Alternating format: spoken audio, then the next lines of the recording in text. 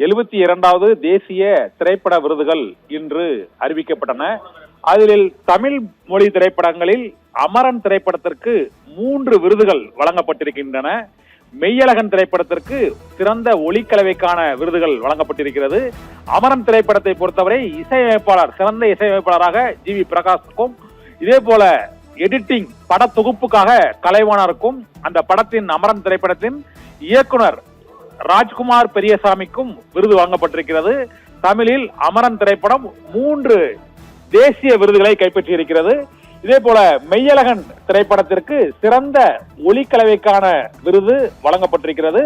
தமிழில் சிறந்த படமாக கேப்டன் மில்லர் திரைப்படம் அந்த விருதை கைப்பற்றியிருக்கிறது. தேசிய அளவில் சிறந்த நடிகருக்கான விருதை நடிகர் மம்முட்டி பிரம்மயுகம் என்ற திரைப்படத்தில் நடித்ததற்காக அவர் அந்த விருதை பெறுகிறார். சிறந்த நடிகைக்கான விருதை ஆர்டிகல் 370 என்ற திரைப்படத்தில் நடித்த யாமி கௌதம் என்ற நடிகை அந்த விருதை கைப்பற்றியிருக்கிறார்.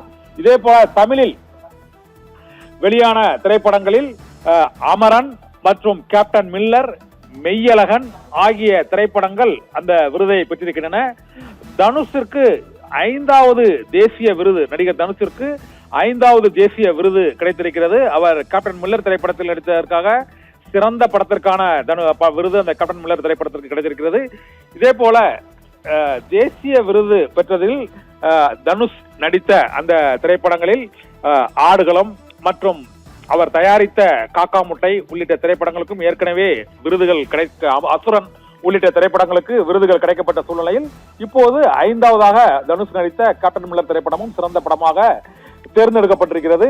இப்ப சிறந்த குணச்சித்திர நடிகைக்கான விருது மகாராஜா, விஜய் சேதுபதி நடித்த மகாராஜா திரைப்படத்தில் நடித்த சச்சனா நபிதாஸுக்கும், மற்றும் சிறந்த சண்டை பயிற்சி இயக்குநராக மகாராஜா திரைப்படத்தில் சிறந்த சண்டை பயிற்சி இயக்குநராக பணிபுரிந்த அனல் அரசுக்கும் அந்த விருதுகள் வழங்கப்பட்டிருக்கின்றன. சிறந்த சமூக அக்கறைக்கான தேசிய விருதை கேப்டன் மில்லர் பெறுகிறது.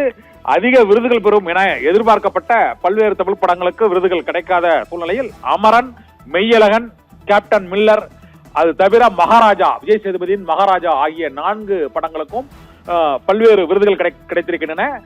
தமிழில் வெளியான ராணுவ வீரர் கேப்டன் முகுந்த் ஜம்மு காஷ்மீரில் அங்கு தீவிரவாதிகளோடு நடந்த போரில் அவர் சாதித்து உயிரிழந்ததை நினைவு கூறும் வகையில் தயாரிக்கப்பட்ட உண்மை கதையை தழுவி எடுக்கப்பட்ட அமரன் திரைப்படத்திற்கு இசைக்கான விருது மற்றும் சிறந்த எடிட்டிங்கான விருது, சிறந்த டைரக்ஷனுக்கான விருது ஆகிய 3 விருதுகளை அமரன் திரைப்படம் வாங்கி குவித்திருக்கிறது.